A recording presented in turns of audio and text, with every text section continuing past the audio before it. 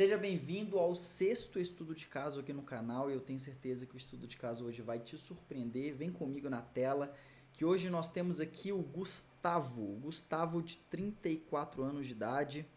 Ele é policial, militar, pai de 2 filhos, é casado e a queixa principal dele é que ele começou a escutar vozes.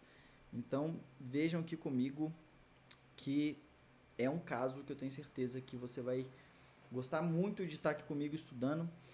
Lembrando que o nosso estudo de caso ele tem o intuito principal de ajudar e fazer com que você tenha tanto um repertório clínico quanto pessoas que tenham problemas parecidos, porque são problemas do cotidiano, problemas da vida normal de qualquer cidadão, possam também começar a encontrar uma saída, mas isso não substitui a sua terapia, isso não substitui o seu medicamento, isso aqui é para conhecimento.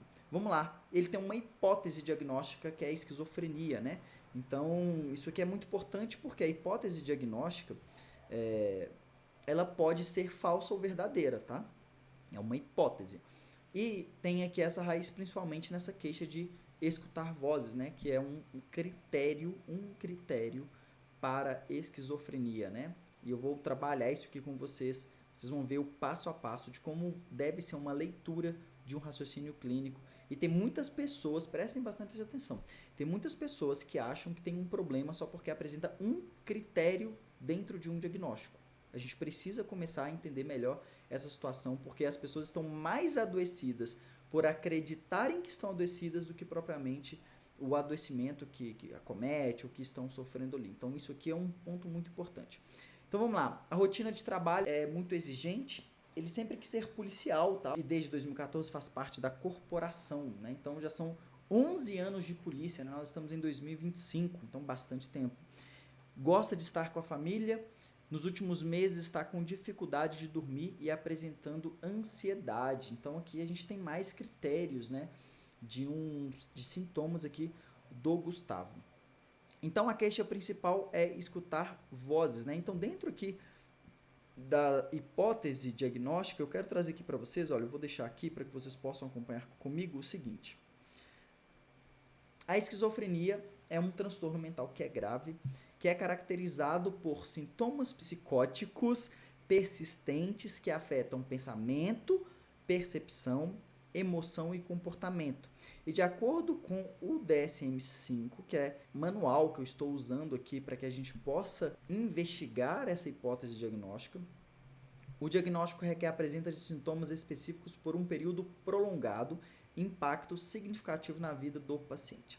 Então, dentro aqui, olha, da esquizofrenia, percebam aqui, ó, terá que ter, né, pelo menos a presença de 2 dos seguintes sintomas por pelo menos um mês, ok? Então, 2 sintomas por pelo menos um mês.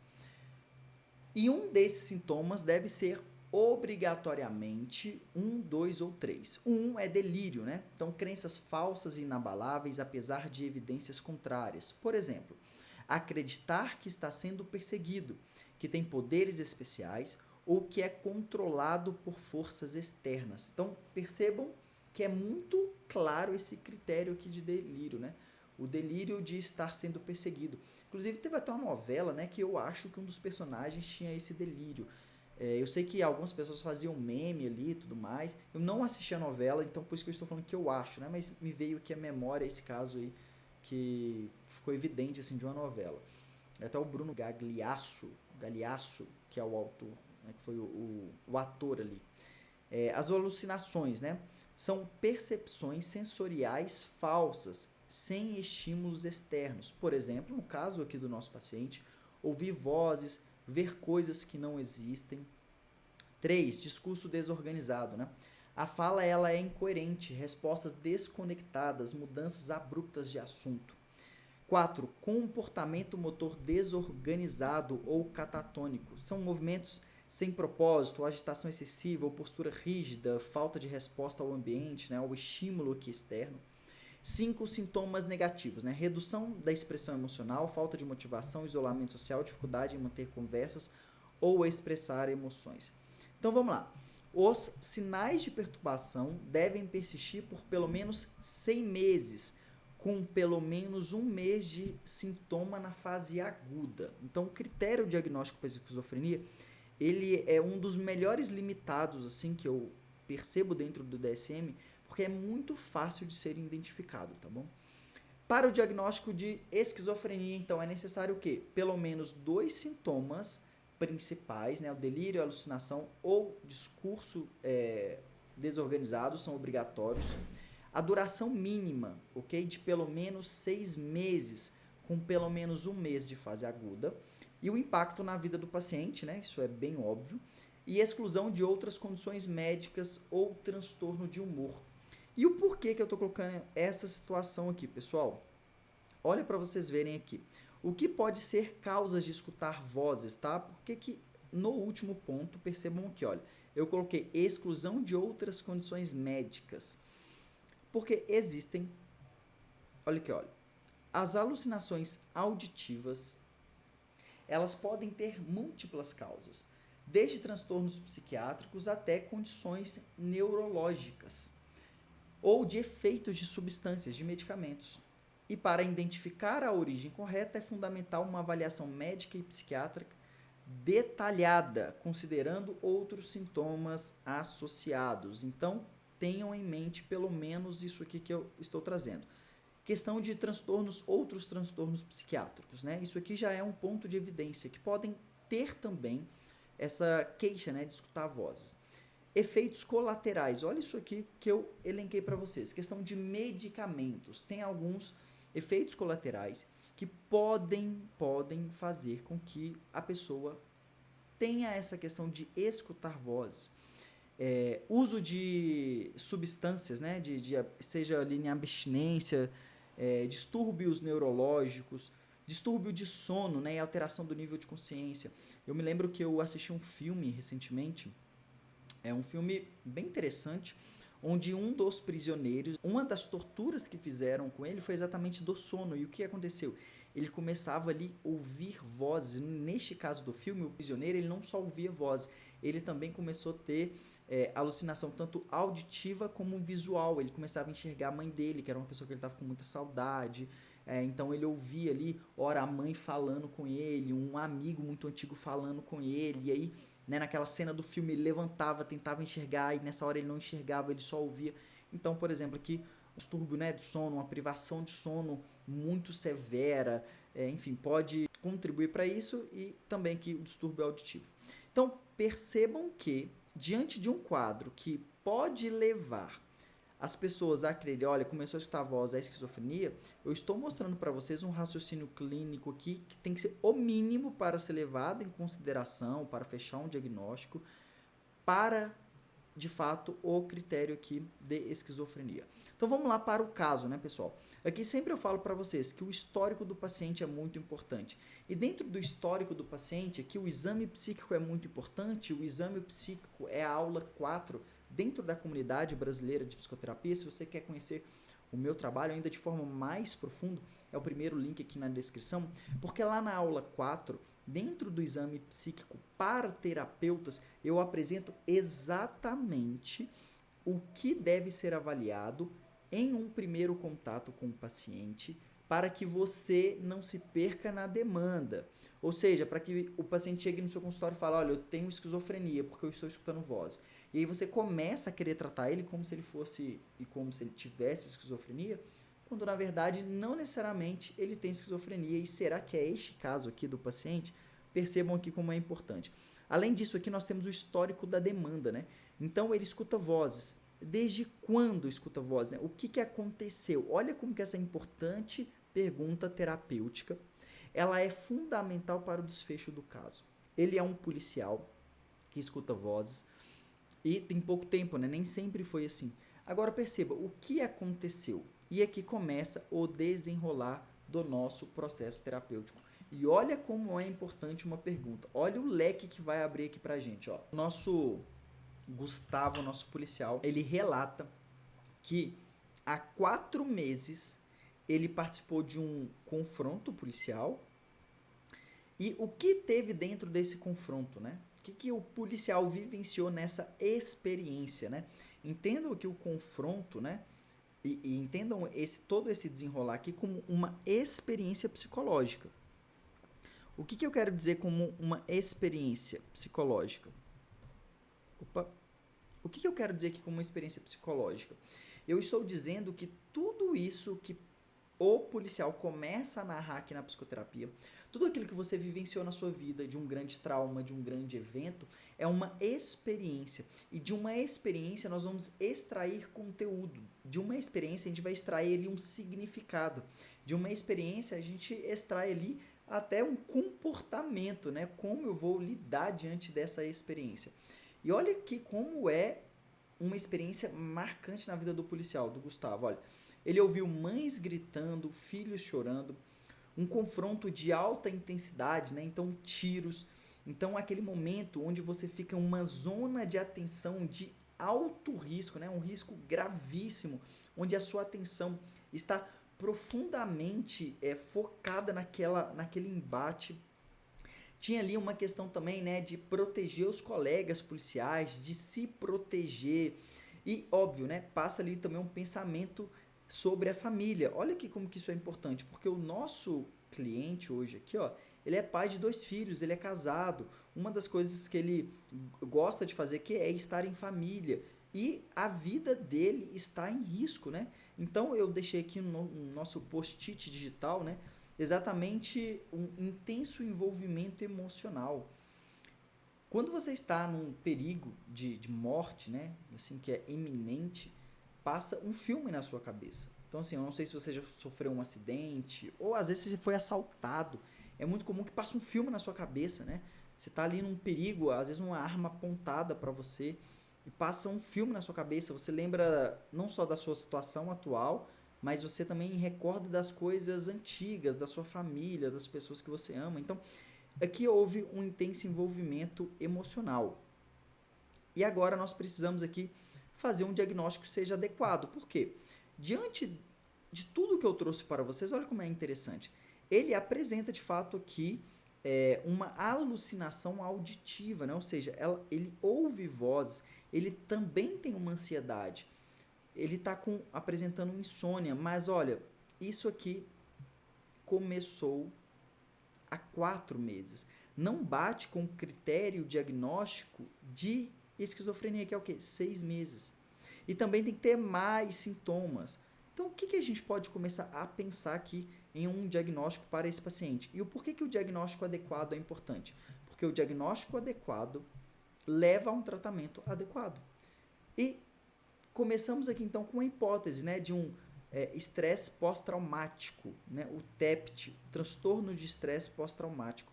Aqui eu vou colocar aqui para vocês, que são critérios de A a H, mas eu vou me deter aqui aos critérios A e B, para que vocês comecem a ter um repertório mais aguçado sobre a sua própria vida ou sobre algum caso clínico que você esteja atendendo, porque senão você fica perdido, né? Então vamos lá. O critério A é o quê? Exposição a um evento traumático. Olha para vocês verem se não é a descrição do Gustavo. A pessoa deve ter sido exposta a uma situação traumática real ou ameaçadora, de uma ou mais das seguintes formas. Experiência direta, ou seja, a pessoa vivenciou esse evento traumático.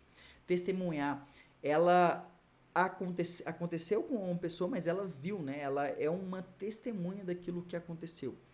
Saber que um ente querido sofreu um trauma ou uma violência, uma morte violenta, né? Então, saber que uma pessoa, um ente querido que você ama, sofreu algo assim que foi traumatizante, que foi horrenda, faz com que você também, de certa forma, participe daquela experiência traumática.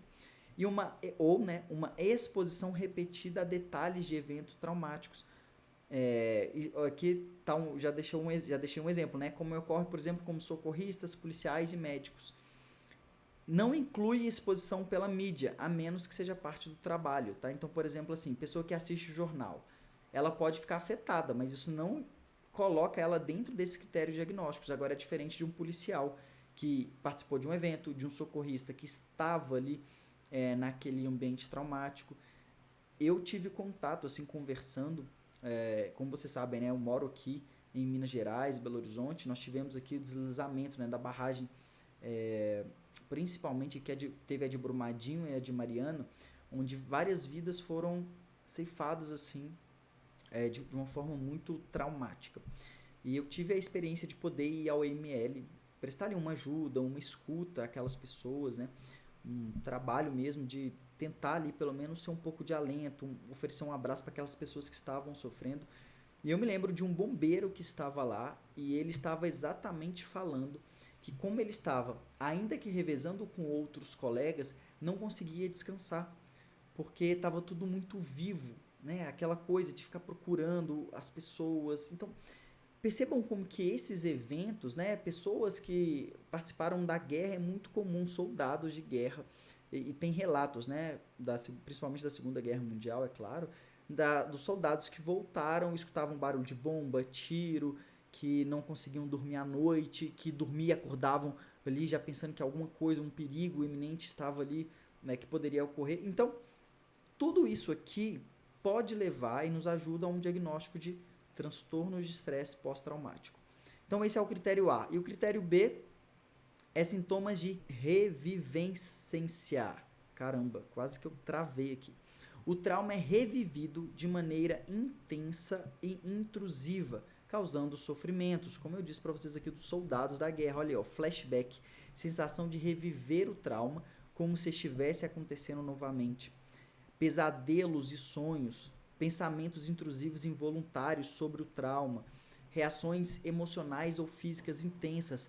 Um dos medos, olha aqui como que isso é importante, pessoal, é exatamente, cadê aqui, olha, a dificuldade no sono, né, do nosso paciente, ansiedade, dificuldade para dormir. Então, tudo isso que o nosso paciente vai apresentando precisa de um diagnóstico adequado. E agora que a gente está descobrindo o diagnóstico adequado, como que nós vamos tratar, né? Que é tão importante quanto... Eu agora percebi que eu tô tava um pouco do lado aqui, né, pessoal? Então, vocês me desculpem aí. Por que é importante o tratamento adequado? Porque nós temos um foco. Por exemplo, a TCC, ela nos apresenta aqui técnicas, né? São várias técnicas para ajudar uma exposição gradual do paciente ao estímulo aversivo ou fazer uma visita ao passado, às memórias, para que a gente possa reduzir a ansiedade que está associada àquele estímulo, né? Nós podemos ter várias técnicas. Dentro lá da comunidade brasileira de psicoterapia, eu gosto particularmente de utilizar uma técnica que é fazer com que o paciente consiga contar a história. A gente vai fazendo ali com ele uma identificação de quanto daquilo que aconteceu tem a possibilidade de acontecer no real, ou tem a possibilidade dele reviver, como está a vida dele hoje. Então, fazer essa coisa do passado e do presente é muito importante. E dentro aqui desse tratamento adequado com o diagnóstico, nós podemos também ajudar, e o medicamento pode ter um auxílio fundamental, principalmente no quadro desse paciente que teve esse evento traumático tão forte. O medicamento vai nos ajudar para que nós possamos ter uma melhor resposta comportamental, né? uma melhor resposta dentro deste quadro clínico. E o porquê que isso é tão importante, pessoal? Porque vocês vão perceber que sempre que um paciente ele estiver passando por um quadro difícil, um paciente, uma pessoa, tiver em um momento da vida, um momento que seja difícil, é importante que tanto a psicoterapia e às vezes pode precisar do medicamento, principalmente quando estiver nessa fase mais aguda e grave, quando começa o tratamento adequado, a evolução do paciente, ela começa a ser significativa. Então, saber primeiro qual é o quadro, né, qual é o diagnóstico do paciente, é a forma mais eficaz para que tenha um tratamento eficaz. Porque às vezes muitas pessoas querem, Pablo, eu pesquisei aqui no Google e eu tenho esquizofrenia. E aí ele chega num médico psiquiatra ou num terapeuta e ele começa a falar, olha, eu tenho esquizofrenia aqui, eu preciso de remédio para esquizofrenia. E por vezes, infelizmente, pode ser que tenha alguns profissionais que vão acreditar nisso que esse paciente está dizendo, né? Porque de fato ele está escutando voz, isso não é uma mentira, mas ele não tem esquizofrenia. Ele tem um transtorno de estresse pós-traumático que causa ansiedade, que causa uma aversão ao estímulo, né? Aquilo que ele reviveu ali. Então isso pode acontecer de diversas formas. Então esteja atento a isso, porque para que você consiga tratar o seu paciente, para que você consiga resolver a sua vida, você precisa saber qual é a causa real. Senão você vai tentar dar soluções, né, que podem ser até boas soluções, mas para problemas que não são reais, ou pelo menos problemas que não são certos, e você vai ter uma sensação de que sua vida não está andando. Se você gostou desse estudo de caso, conheça o meu trabalho na comunidade brasileira de psicoterapia, curta esse vídeo, se inscreva e eu vejo você no próximo estudo de caso.